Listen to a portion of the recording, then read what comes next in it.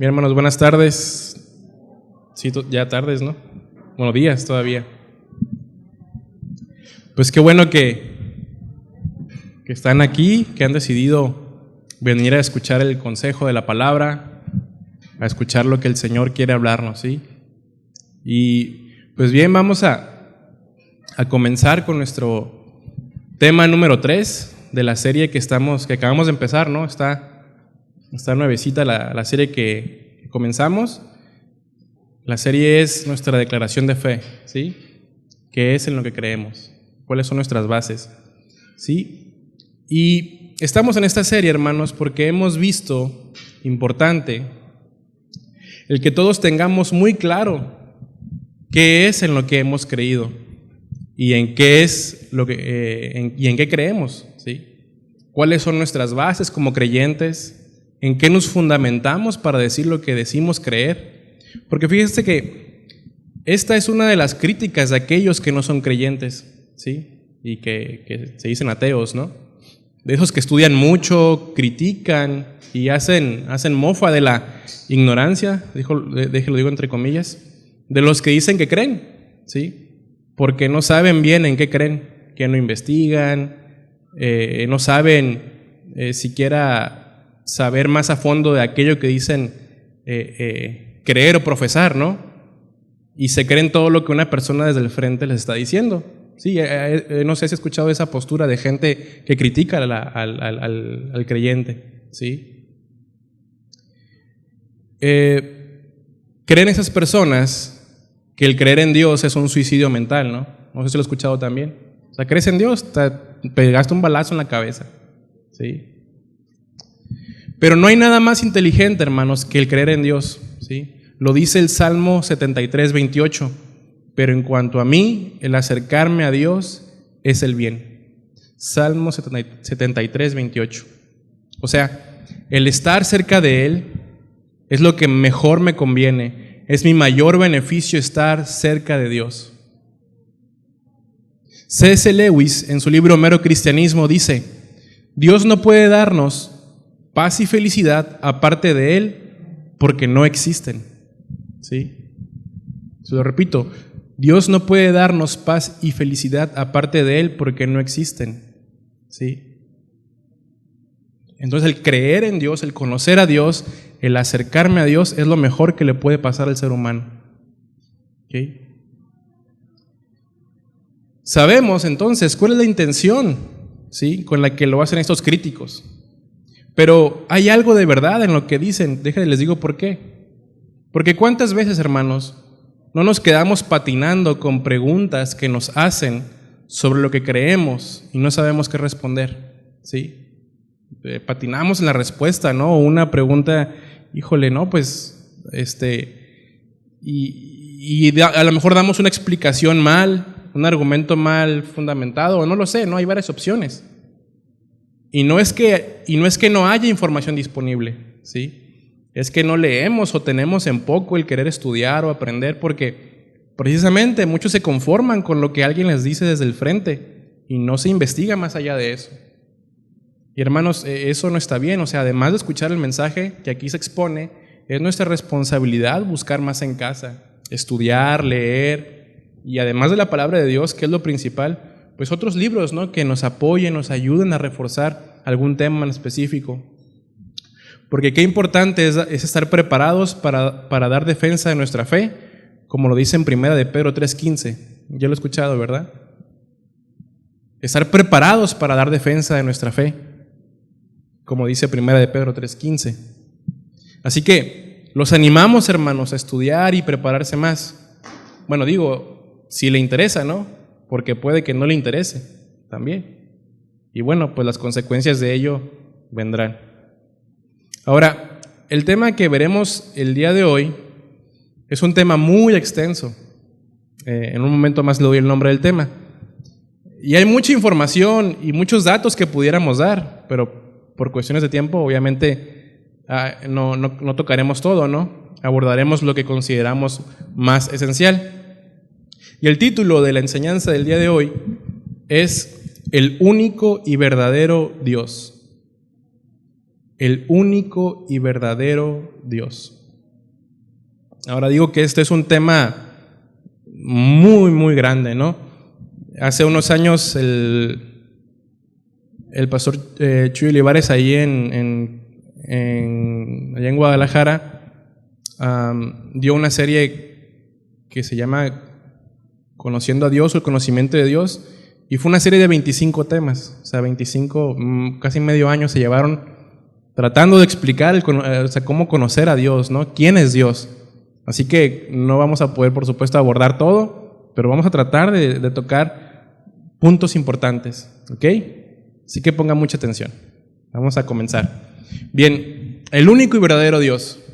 Ahora, Dios se ha revelado a sí mismo como el yo soy, ¿sí? Que existe eternamente por sí mismo. Y esto lo declara, vamos para allá por favor, en Éxodo 3:14. Éxodo capítulo 3, versículo 14.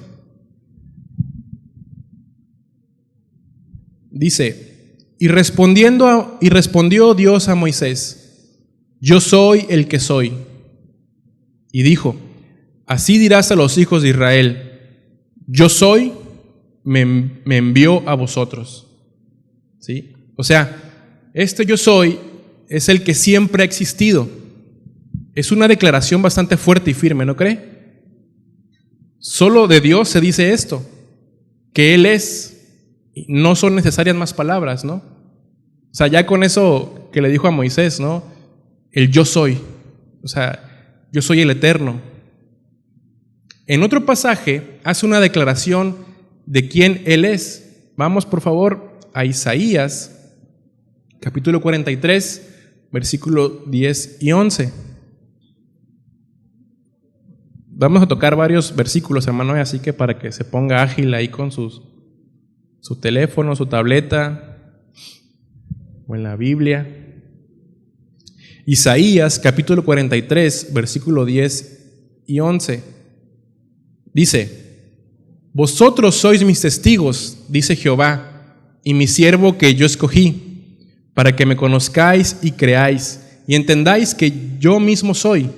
Antes de mí no fue formado Dios. Ahí dice en D minúscula, ¿verdad? Dios con D minúscula. Ni lo será después de mí. Yo Jehová, y fuera de mí no hay quien salve. ¿Qué declaración, no cree? Fuera de mí no hay quien salve. Antes de mí no hay nadie, ni después de mí habrá alguien más. Dios establece en su palabra que no hay fuera de Él. No hay salvación fuera de Él. Pues no hay otro como Él, porque Él es, ¿quién, hermanos? El único y verdadero Dios.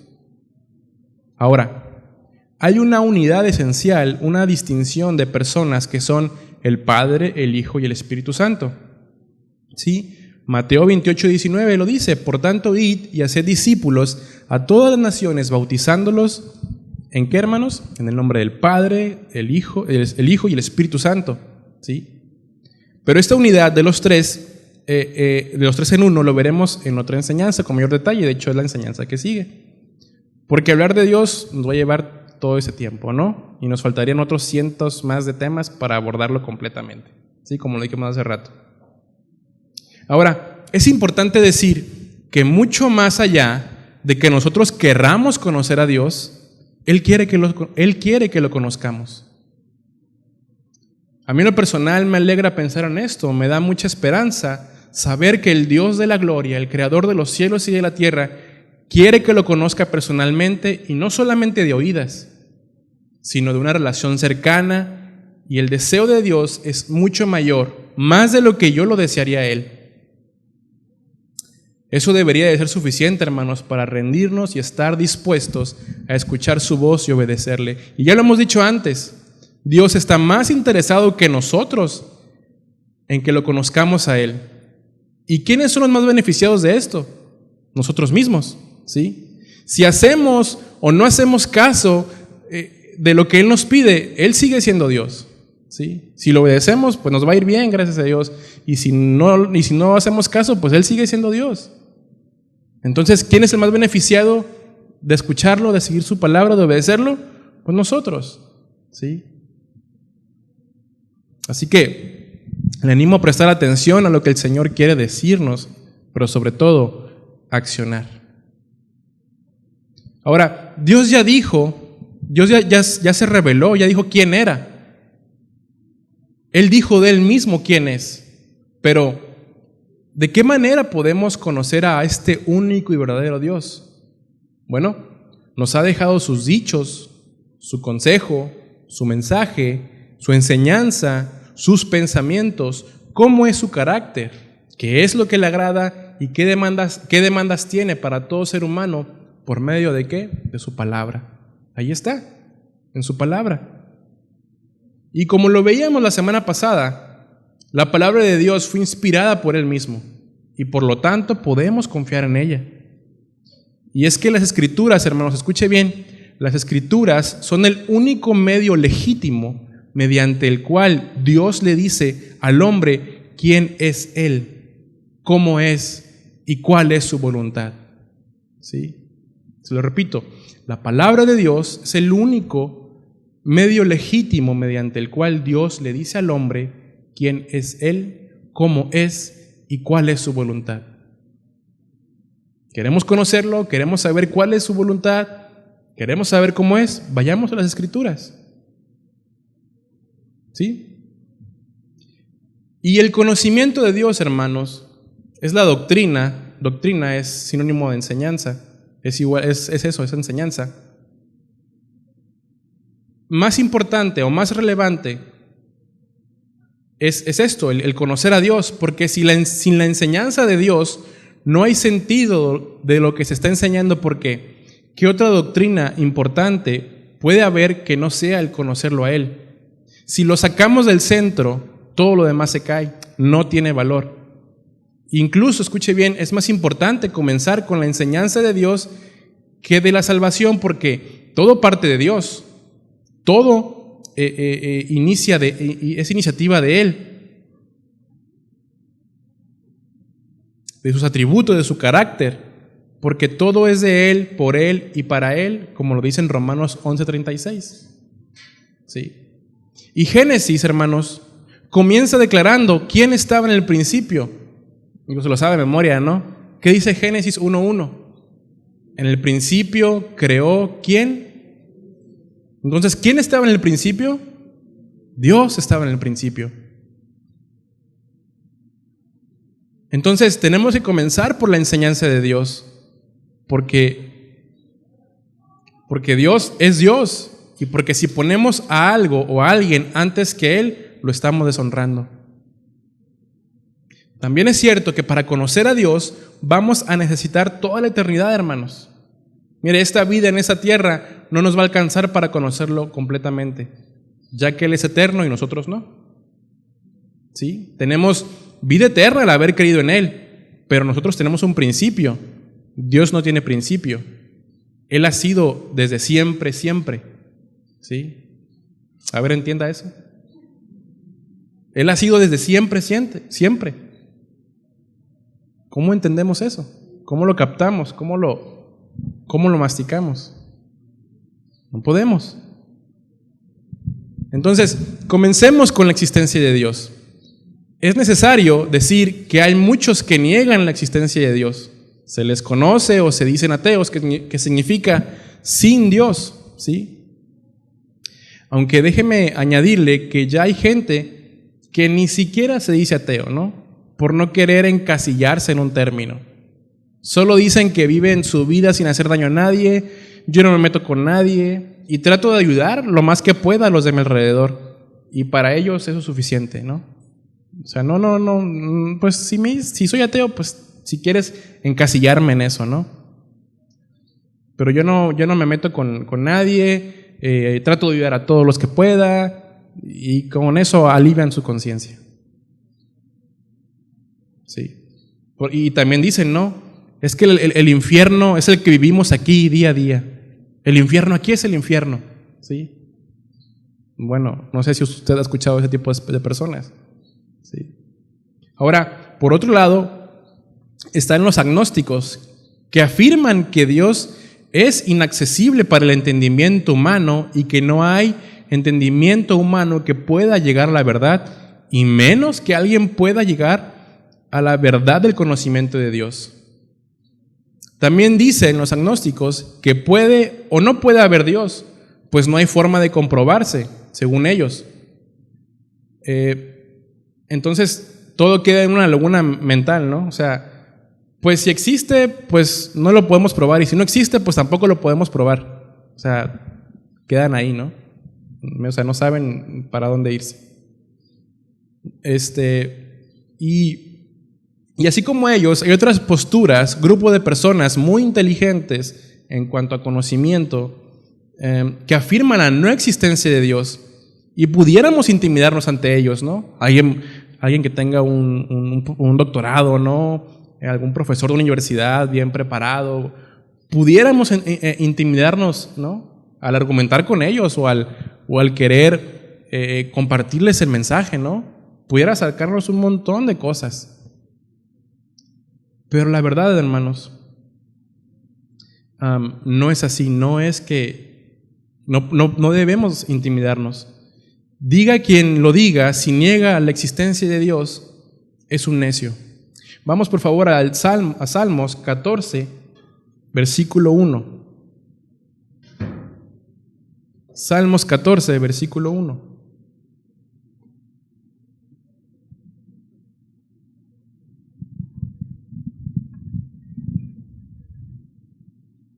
Dice el necio en su corazón, no hay Dios. Dice el necio en su corazón, no hay Dios. ¿Quién dice eso en su corazón? El necio. Y la palabra necio viene del hebreo naval, que significa loco, insensato, perverso. ¿Sí? O sea, es una locura que alguien diga que no hay Dios. Es una insensatez. Es decir, que no piensa bien, que no tiene sentido común. ¿Sí? Decir que no hay Dios, la palabra lo compara a eso. O sea, estás loco. ¿Cómo crees que no hay Dios? ¿Cómo piensas que no hay Dios? ¿Sí? Romanos 1:22 dice, profesando ser sabios, se hicieron necios.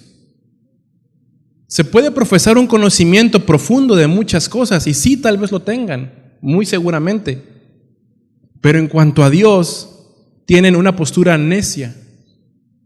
Hermanos, lo que necesitamos es estar muy seguros de qué es en lo que nosotros creemos y que hemos creído en el Dios único y verdadero. Ese es nuestro descanso, esa es nuestra confianza. ¿Sí? Así que no se intimide ante alguien preparado académicamente, ¿no? Si niega la existencia de Dios, de nada le sirve tener todo ese conocimiento. Ahora, es importante señalar esto. La Biblia no discute la existencia de Dios, la declara. ¿Sí? La Biblia no discute la existencia de Dios, la declara. Dios no se pone a discutir con nadie, ¿sí? No necesita hacerlo, ¿sí?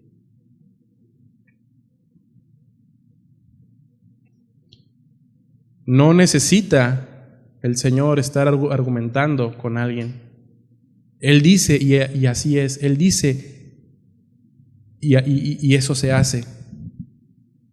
Ahora, la Biblia no da pruebas de la existencia de Dios porque no supone la existencia de Dios, la afirma.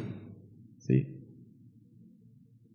Se lo repito, la Biblia no da pruebas de la existencia de Dios porque no supone su existencia, la afirma. Dice que Él es Dios. Y hermanos, la incredulidad es completamente inexcusable. El punto aquí es que si creemos o no creemos lo que Él afirma, lo que Él dice, así de sencillo, lo creemos o no lo creemos. No hay un tercer camino. ¿Crees o no crees? Vamos por favor a Romanos 1:20. Por favor. Romanos 1:20.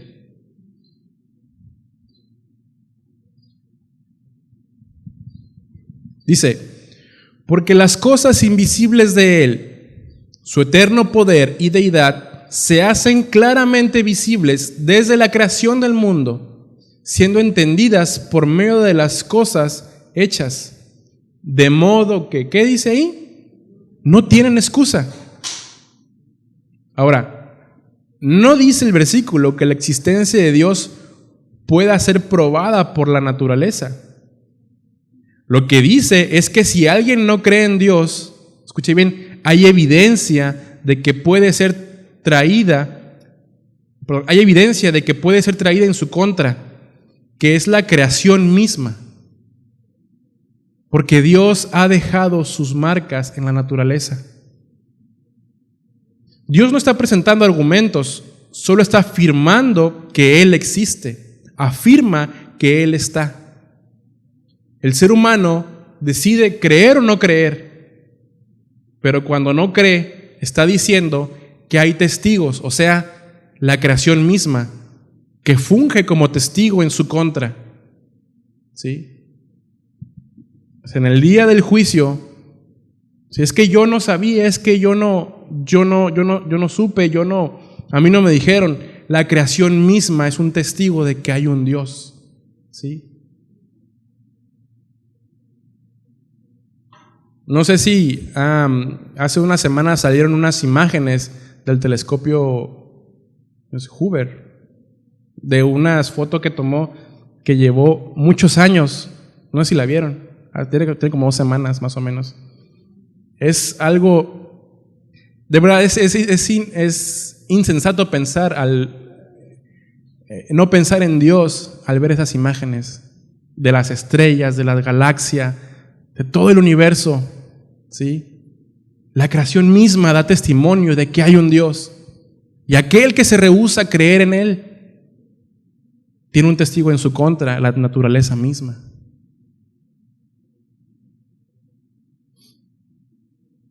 Ahora, hay distintos argumentos que se encuentran en diferentes libros de teología sistemática para probar la existencia de Dios, ¿sí? Argumentos que se han ido, pues, de una manera sana, pues, armado o creado para poder dar una explicación más concentrada, ¿no? Que podamos tener un mejor entendimiento. Solamente mencionaremos algunos de ellos. Ahora, no es que Dios necesite dar argumentos para probar su existencia, ¿no? Ya lo dijimos. Él solo declara que Él es, pero nosotros como seres humanos, después de observar, hemos generado argumentos, les repito, de manera sana, ¿no? Para probar con esos argumentos la existencia de Dios, ¿sí? Y el primer argumento de ellos es el argumento cosmológico, que trata con la naturaleza, que todo tiene un efecto y tiene una causa. Es decir, todas las cosas tienen una razón de ser, están por alguna razón. Y si se desarrolla ese argumento, Dios es la causa de que todo exista. Todo lo que hay se originó en algo, en este caso en alguien, y en este caso es Dios mismo. Porque como lo leímos hace rato en Romanos 11:36, porque de Él, por Él y para Él, ¿son cuántas cosas? Todas. Él lo creó, Él lo hizo. Hay una razón de ser, ¿sí? El siguiente argumento es el argumento teológico, ¿sí? Que todo te lleva a algo, es decir, que todas las cosas tienen un propósito, que todo lo que se creó, repito, es por algo, hay una razón. El tercer argumento es el argumento moral, que nos deja saber acerca del bien y del mal, que nuestros sentidos de lo correcto e incorrecto apuntan a la existencia de un Dios moral. C.S. Lewis, en su libro Mero Cristianismo, lo citamos hace rato, les recomiendo que lo lea así, aunque es una lectura no muy fácil porque es muy filosófico, entonces sí está un poquito densa la lectura, pero es muy interesante. Desde un punto de vista muy pensante dijo esto, ¿no? Lewis decía: mi argumento en contra de Dios era que el universo parecía tan injusto y cruel.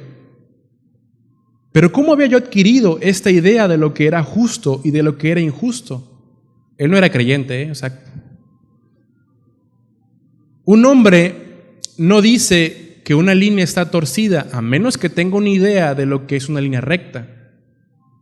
¿Con qué estaba yo comparando este universo cuando lo llamaba injusto? Ahora, hermanos, hay una moralidad en el corazón del hombre porque Dios lo puso ahí.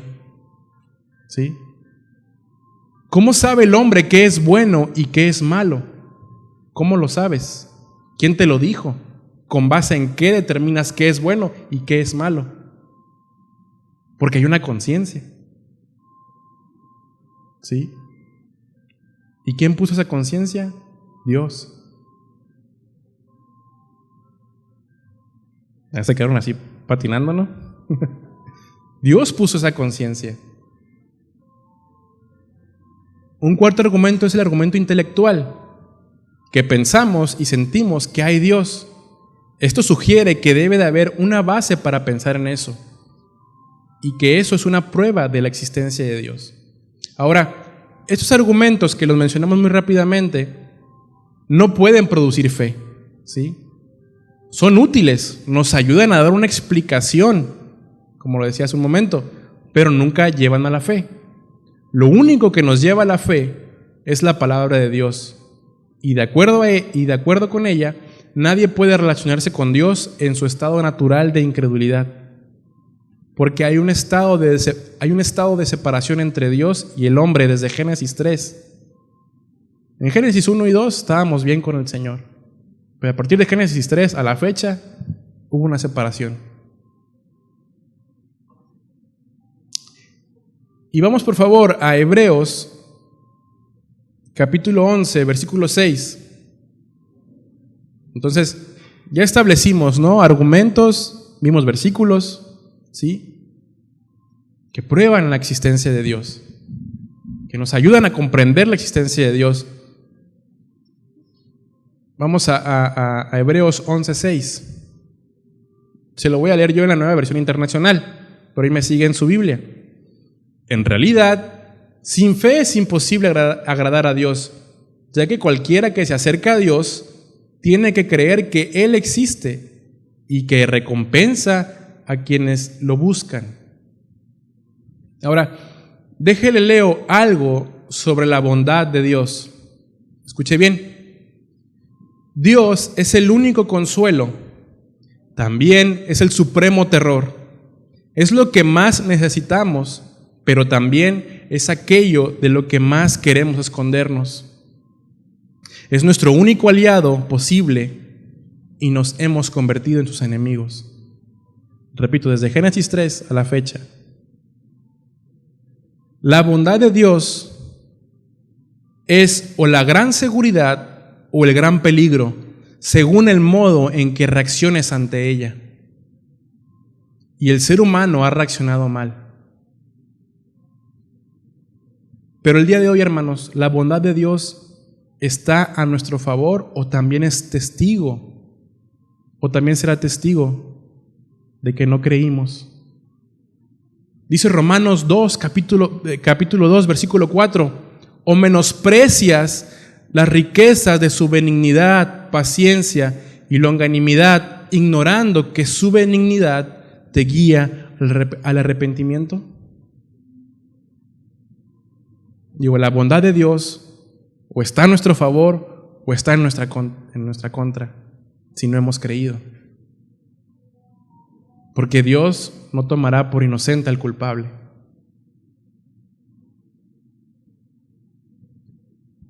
Y muchos pudieran pensar, es que Dios no castiga, es que Dios no regaña.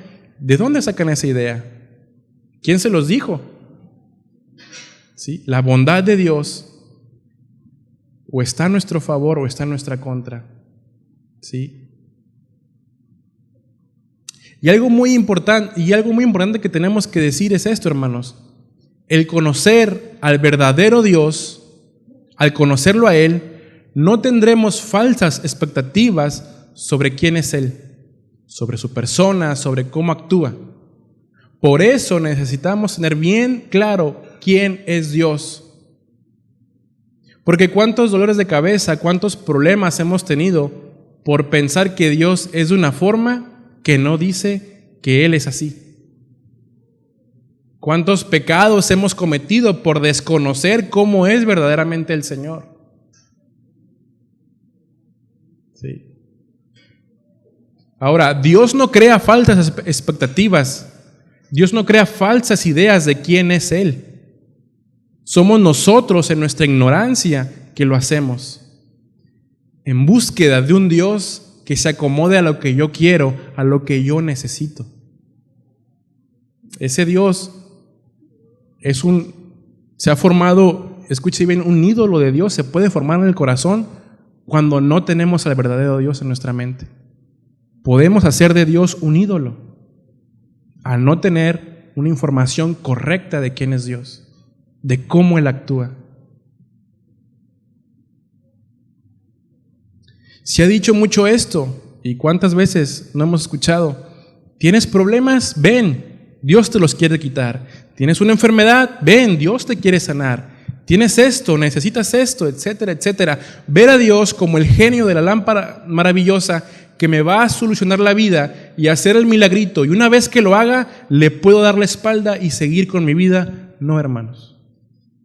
Ese no es el Dios de la Biblia. Ese no es el Dios verdadero. Además, como si tomar por tonto a Dios, ¿no? Que le puedo sacar algo, que le puedo sacar un favor, que le puedo aprovecharme de Él, y ya una vez obteniendo eso, le doy la espalda y sigo con mi vida. Pues no es así. O lo puede hacer, pero eso te traerá condena el día del juicio. Hermanos, Él quiere relacionarse con nosotros, tener una comunión íntima con nosotros. No formar un ídolo de quién es Él, sino conocer al único y verdadero Dios. Ahora, ya intentamos explicar, espero haber podido darle haber dicho algo que lo haya dejado pensando, reflexionando, porque vimos que es un tema muy extenso, ¿sí? Ahora, existe la posibilidad de conocer a Dios, porque pudiera ser que algunos piensen si tal vez se puede tener acceso a este Dios, al Rey de la Gloria, al Señor de los ejércitos, al Creador del cielo y de la tierra. Y al pensar en sus atributos, en quién es Él, puede surgir esta pregunta, ¿no? Y es una pregunta genuina y no está mal. ¿Es posible conocer a este Dios, al Dios de la Biblia? ¿Sí? Mi hermano, la realidad es que esta es la necesidad más grande que tiene todo ser humano, conocer a Dios. Escuche bien, no es una pareja, no es un hijo, no es un trabajo, no es una casa, incluso no es la salud. La más grande necesidad de todo ser humano es conocer a Dios. Es lo que más necesita todo ser humano. Y como Él sabe, hermano, que lo necesitamos conocer, ya dejó a través de su palabra cómo es, cómo piensa, cómo actúa, cómo es su carácter. Pero insistimos en la pregunta, ¿es posible conocerlo? ¿Es posible relacionarme con Él? Y hay gente, hermanos, que cree en la existencia de Dios, pero afirma que no puedes llegar a conocerlo. Esta enseñanza fue muy popular en el siglo XVII y se le conoce como deísmo, ¿no? Bogdan comentaba el miércoles algo un poquito de esto. De manera muy resumida, esta filosofía dice que sí existe Dios, creen en Dios. Los deístas creen que Dios creó todo, que estableció las leyes físicas, las leyes que rigen el universo, pero que una vez que hizo esto, dejó todo, se alejó de la humanidad, dio sentido a todo lo que había, pero no se le puede conocer, ni mucho menos relacionarse con Él. ¿Sí? O sea, sí, ahí está Dios, Él creó todo, pero no puedes conocerlo, no te puedes acercar a Él. Sí, eso de manera muy breve es el deísmo. Pero hermanos, eso no es lo que enseña la Biblia. El Señor quiere que lo conozcamos por encima de lo que Él mismo pudiera darnos. Una bendición, un regalo, un favor. Que lo conozcamos por quién Él es. Eso es lo más importante. Y hermanos, la meta en toda nuestra búsqueda, en toda nuestra adoración, en todos nuestros esfuerzos, no es tener una experiencia particular. Debe ser el conocerlo a Él. Porque podemos desear la bendición, pero no el que bendice. Podemos desear el favor, pero no el que favorece. Debemos desearlo a Él. Vamos por favor a Juan, capítulo 6, versículo 26 y 27. Juan, capítulo 6, versículos 26 y 27.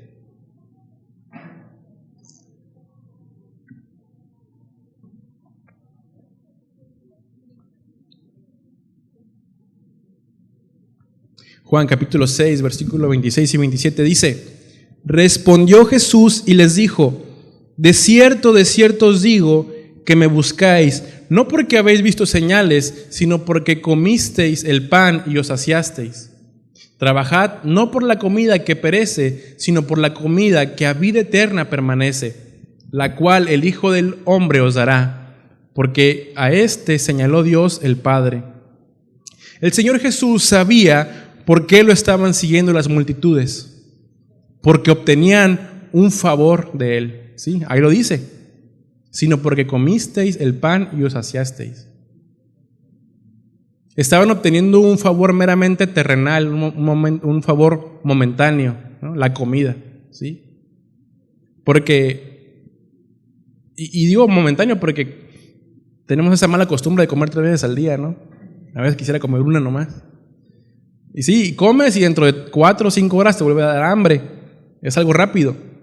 Pero el Señor Jesús dijo que esa comida perece, que era mucho mejor la comida que Él da, que es para vida eterna. Ahora, con base en esto, con base en lo que acabamos de leer, surge una pregunta.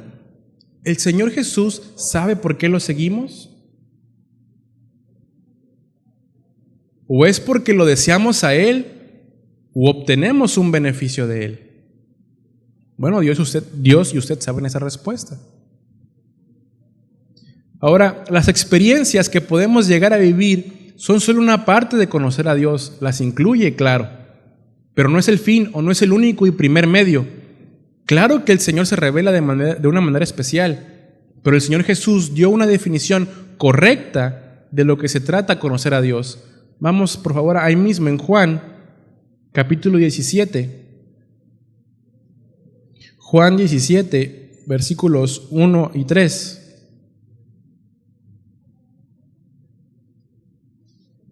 Juan 17, 1 y 3 dice: estas cosas habló Jesús y levantando los ojos al cielo dijo: Padre, la hora ha llegado, glorifica a tu Hijo, para que también tu Hijo te glorifique a ti, como le has dado potestad sobre toda carne, para que dé vida eterna a todos los que le diste.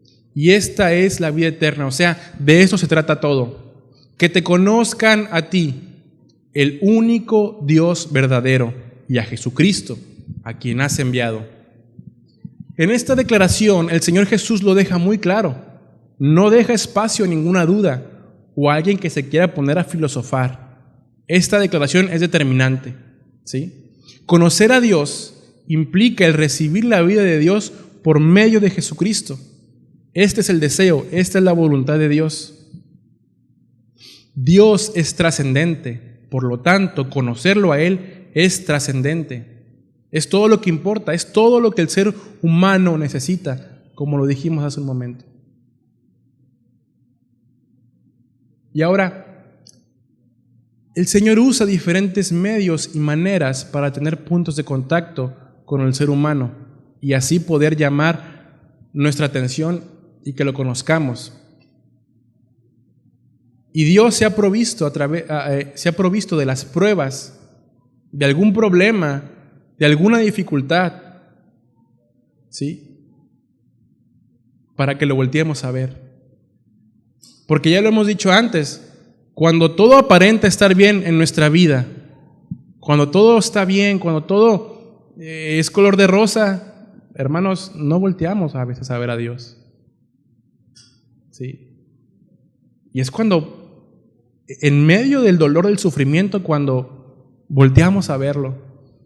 Es nuestra carne, ¿sí? Batallamos con eso. Repito, se empieza a poner un poquito nublado en nuestra vida y volteamos a verlo. En cualquier sentido, económico, en salud, familiar, etcétera, cualquier problema. Bueno, estos son puntos de contacto que se provee el Señor para hablarnos. Y escuche bien, no es que al Señor le guste vernos sufrir o no es que le guste estarnos corrigiendo, pero es que solo así es cuando realmente rendimos nuestra voluntad a Él y ponemos toda nuestra atención a lo que Él nos quiere decir. ¿Sí o no? No soy el único pecador necio, dijo un hermano por ahí. Es a través de las pruebas, a través de los problemas, ¿sí? Y lo vemos muy claramente quienes somos papás con nuestros hijos, ¿sí? Por medio, hija, no hagas esto, hija, esto, y no entienden, y bueno, tiene que llegar la vara, ¿sí? Y hermanos, ¿qué de diferente hay con nosotros, ¿sí? Que el Señor por medio de palabras atiende esto, ajusta esto, y no entendemos. Y tiene que venir la vara de la corrección del Señor. ¿A través de qué? De algún problema, de algo que nos haga doblegarnos, de algo que nos haga voltear a verlo. El Señor se ha provisto de las pruebas, hermanos, para hacer eso. Ahora, la Biblia enseña lo que se ha llamado la incomprensibilidad de Dios, aunque esta palabra no está en la Biblia, aclaro. No se me adelante, que os lo explico. ¿Cómo que incomprensibilidad? Esto quiere decir que podemos estudiar, leer la enseñanza de Dios y que podemos tratar de capturarla en nuestras mentes, de racionalizarlo, pero por definición Dios es incomprensible en su plenitud o totalidad y que no podemos entenderlo de manera absoluta en todo sentido. Hace un momento lo dijo al principio, ¿no? ¿Cómo es que Dios existe desde siempre, siempre? Explíqueme eso. No lo podemos entender. Y vamos a ver rápidamente unos textos que afirman lo que estamos diciendo. Primera de Timoteo, capítulo 6, versículo 16. Primera de Timoteo 6, 16. Dice, el único que tiene inmortalidad, que habita en luz inaccesible, a quien ninguno de los hombres ha visto ni puede ver, el cual sea la honra y el imperio sempiterno. Amén. ¿Sí? ¿Habita en qué? En luz inaccesible. Mira, hermanos, o sea, que, ¿cómo se lo explico? Por ejemplo, este foco, yo no puedo voltear a ver ese foco porque me encandila, ¿sí? O sea, Dios irradia muchísimo más que ese foco. ¿Usted cree que puede voltear a ver a Dios? ¿Cree que puede puede pasar esa luz inaccesible? No podemos. Ningún ser humano puede. Y cuando Moisés le pidió a Dios que dejara que lo viera, le dijo que solamente vería su espalda porque no iba a poder vivir si lo veía. ¿Sí? Vamos rápidamente a Éxodo, capítulo 33. ¿Sí? Éxodo, capítulo 33, versículo 18.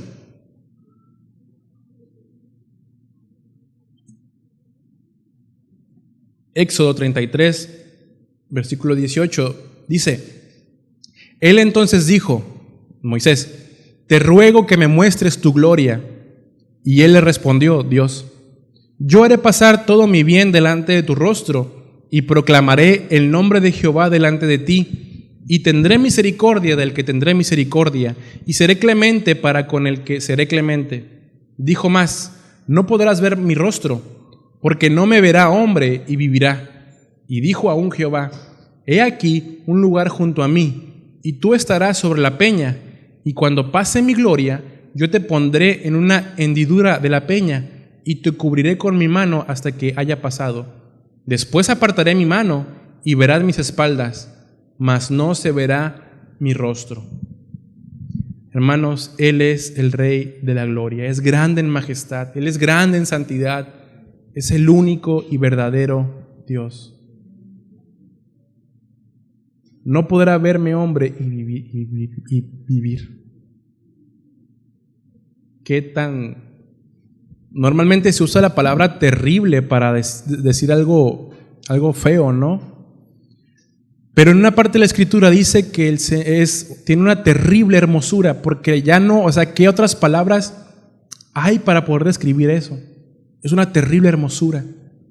O sea, es tan terrible, o sea, ya no se acaban las palabras.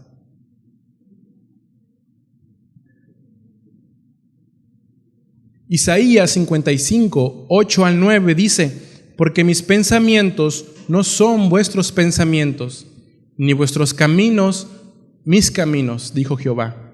Como son más altos los cielos de la tierra, así son mis caminos más altos que vuestros caminos, y mis pensamientos más que vuestros pensamientos. Entonces, los caminos, los pensamientos, las ideas de Dios exceden todo entendimiento humano. No tenemos la capacidad para poder comprenderlo. Y escuche bien, no necesitamos entenderlo. Solo tenemos que confiar en Él. Es lo que Él nos pide. Ahora, podemos conocer a Dios, pero comprender a Dios es muy diferente. ¿Sí? ¿Cuántas cosas en nuestra vida no han pasado o están pasando que es un Señor? ¿Por qué? ¿No? ¿O qué pasó con esto? ¿Y qué pasó con aquello? Y de verdad se los digo, o sea, ahorita no lo vas a entender. Y pasa tiempo y, bueno, ya lo entendí, Señor. Ya sé por qué tuve que pasar por esto.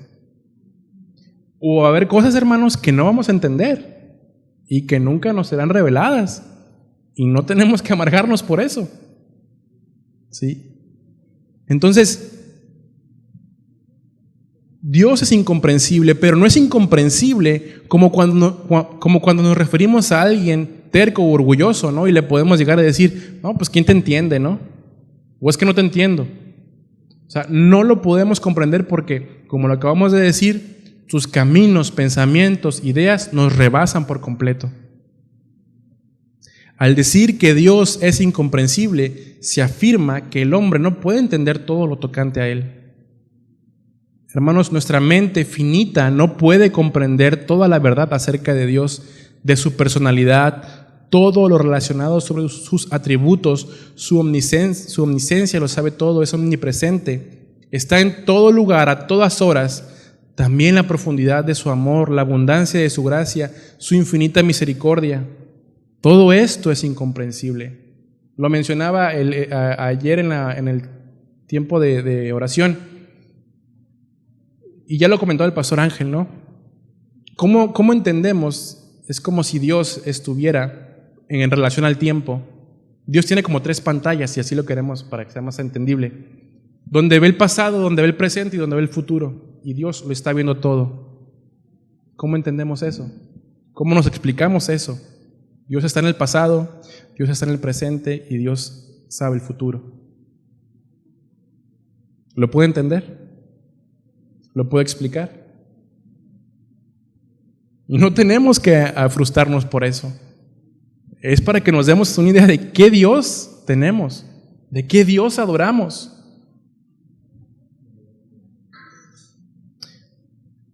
Para empezar, la salvación. Un justo e inocente muriendo a favor de los únicos y verdaderos culpables, y todavía hay quienes lo rechazan. ¿Cómo explicamos eso? Decir que Él es conocible no es afirmar que el hombre puede entender y conocer todo acerca de Él. Simplemente quiere decir que de una manera limitada lo podemos conocer. Y espero que me esté dando a entender. No lo digo para que, repito, se frustre o se desanime. No, hermanos. Con lo con lo que podamos conocer de Él, con lo poco que entendamos de quién es Él, mire, nos da para entretenernos toda la vida, ¿eh? Nos da para que aquí nos entretengamos con eso. No nos apuremos en querer entender todo de Dios, porque no lo vamos a lograr. Y mire, ni le va a alcanzar el tiempo en la tierra para hacerlo. Y ahorita lo vamos a leer. Además de que luego, si quiere entender todo, luego se empieza a meter uno en rollos bien extraños, donde quiere encontrar respuesta de todo. Y conozco casos así, ¿sí? Se van para el monte, ¿no? Queriendo encontrar respuesta a todo. Vamos rápidamente a Deuteronomio, capítulo 29, versículo 29. Deuteronomio 29, 29.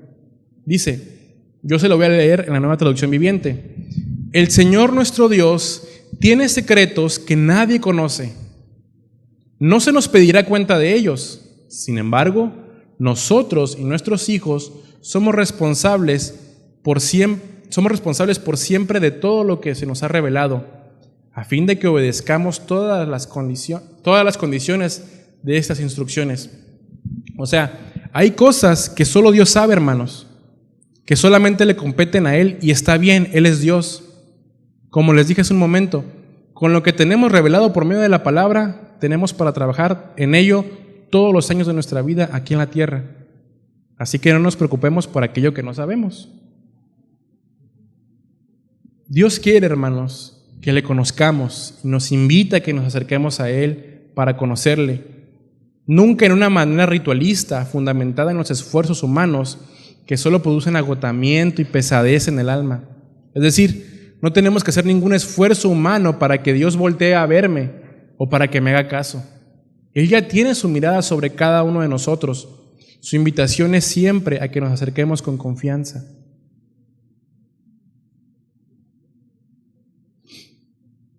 Mateo 11, 28, 30, se lo leo. Luego dijo Jesús, vengan a mí todos los que están cansados y llevan cargas pesadas, y yo les daré descanso. Pónganse mi yugo. Déjenme enseñarles, porque yo soy humilde y tierno de corazón, y encontrarán descanso para el alma, pues mi yugo es fácil de llevar y la carga que les doy es liviana. Este versículo se usa mucho para poder encontrar ánimo y descanso de las situaciones de la vida, de algún problema, alguna enfermedad, cansancio físico, dificultades de cualquier tipo. Pero el Señor Jesús en este versículo no se estaba refiriendo a eso. Es cierto, el Señor nos da descanso, nos da fuerzas, nos da paz en todo lo que dijimos ahorita, ¿no? Pero en este versículo no habla precisamente de eso. El Señor se refiere a esos que están cansados y con cargas pesadas, aquellos que llevan una carga de responsabilidades religiosas impuesta por los sacerdotes, rabinos, escribas y fariseos. Cosas que solamente los hacía desgastarse por cumplir normas, ritos, actos, etcétera, que creían que con eso conocían más a Dios, pero que en realidad solo los estaba alejando, ejerciendo un ritualismo y no conociendo al Dios verdadero. Y ese descanso para el alma es el alivio de esas cargas que da el conocerlo a Él. Pero solamente es cuando conocemos verdaderamente al único Dios verdadero. Hermanos, mientras estemos teniendo una lista de esto sí, de esto no, etcétera, mediante mis esfuerzos para tranquilizar mi conciencia o para ganarme el favor de Dios, solo nos vamos a desgastar. Porque Dios mismo es la fuente de nuestro conocimiento. Ciertamente, toda la verdad es de Dios. Esa es la verdad absoluta y solamente proviene de Dios. ¿Y de dónde conoceremos a este Dios? Una vez más, por medio de las Escrituras. Él es el Verbo hecho carne, por lo tanto, por medio de ellas lo conocemos a Él.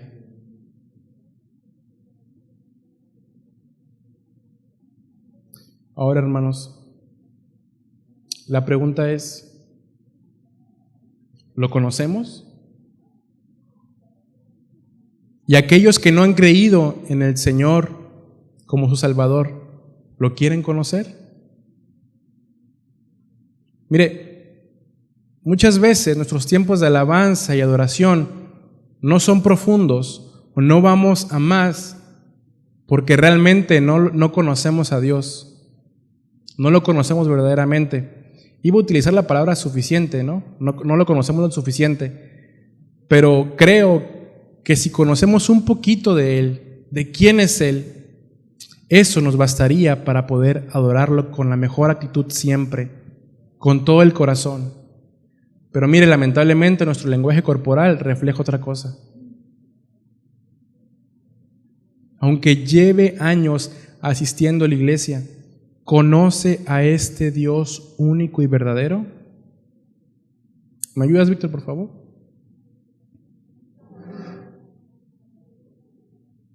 Como dije al principio, ¿conoce a este Dios único y verdadero o se ha hecho un ídolo de Dios? ¿A qué Dios conocemos? ¿A qué Dios conoce?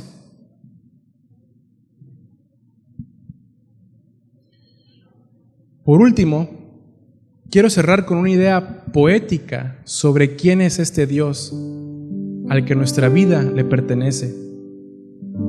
Este escrito pertenece a un pastor afroamericano del siglo pasado que se llamaba, no se le va a olvidar este nombre, Shadrach Meshach Lockridge.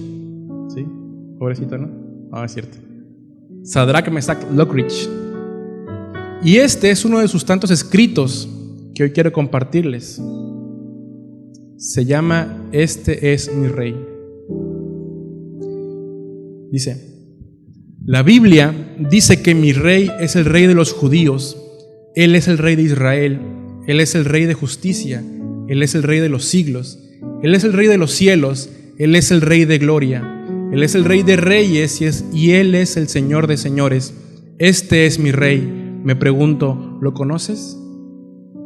Mi Rey es un Rey soberano, no hay manera de medir su amor ilimitado. Él es perdurablemente fuerte, Él es totalmente sincero, es eternamente firme, es inmortalmente lleno de gracia, es imperialmente poderoso, es imparcialmente misericordioso. ¿Lo conoces?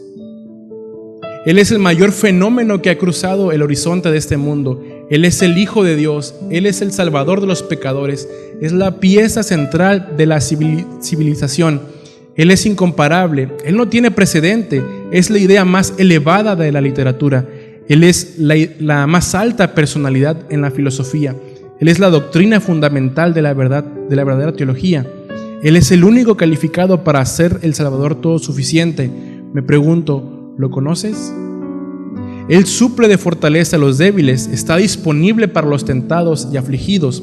Él se complace y salva, Él fortalece y sostiene, Él guarda y guía, Él sana a los enfermos, Él limpia a los leprosos, Él perdona a los pecadores, Él absuelve a los deudores, Él liberta a los cautivos, Él defiende a los débiles, Él bendice a los jóvenes, Él sirve a los desafortunados, Él guarda a los ancianos, Él recompensa a los diligentes, Él embellece a los humildes.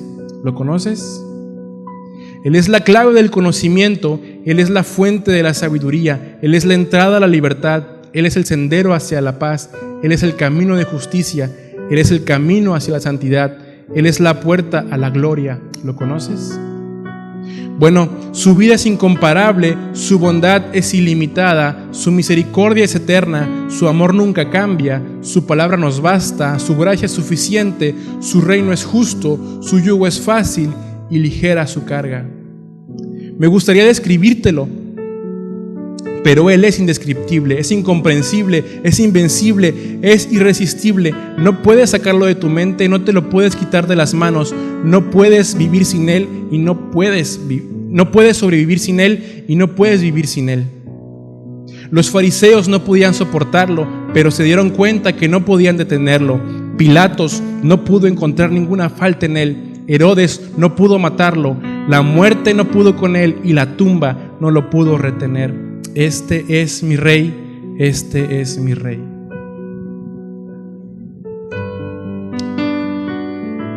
¿Conocemos a este Rey?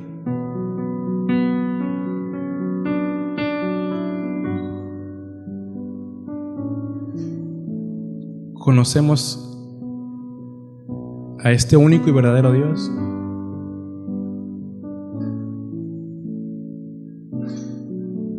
Él está dispuesto, hermanos. Lo dijimos al principio, es el más interesado que nosotros mismos. Pero ¿cómo respondemos a ese llamado? A conocerlo verdaderamente. Póngase de pie, por favor, vamos a orar.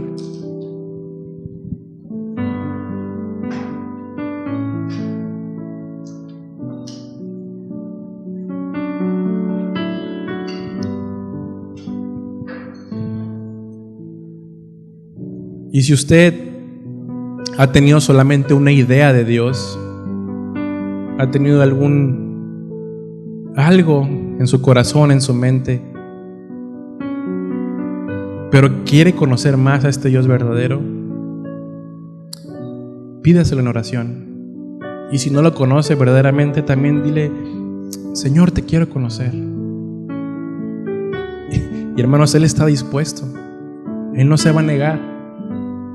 Él quiere que lo conozcamos. Él está disponible. Él es accesible. Pero no obligará a nadie. No va a obligar a nadie. Señor, queremos conocerte. Queremos conocer a este único Dios verdadero. Único porque no hay más. No hay antes de ti y después de ti no hay nadie. No hay nada. El verdadero Dios, porque muchos podrán levantarse. Muchos se han levantado. Pero tú eres el verdadero Dios. Señor, y si bien es cierto, no podemos comprender todo. No podemos entenderlo todo porque nuestra mente es muy limitada. Pero tú quieres que nos acerquemos. Tú estás disponible. En todo momento estás disponible a que te conozcamos. Nos has dejado tu palabra para saber cómo eres tú, Señor. Nos has dejado también a tu Espíritu Santo que nos guía